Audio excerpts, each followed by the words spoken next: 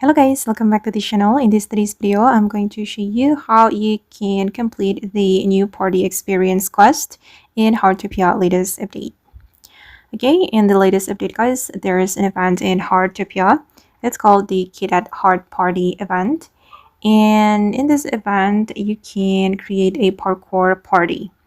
And as you can see from the quest here, we need to purchase any parkour party building material. To complete this quest, you need to start the quest from Annie. You can talk to her to start the new party experience quest, and then you need to purchase a starting rug to create the parkour party. You just need to go to the Bob and purchase the rug from here. It says building material, so it must be something from here. So I'm going to purchase this one.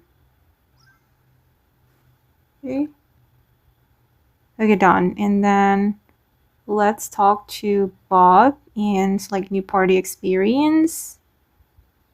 And I think it will be completed. Done. I got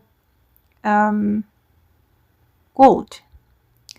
Okay guys, and that's how we can solve the new party experience quest in Heartopia. I hope this video will be useful for you. Thank you so much for watching and bye.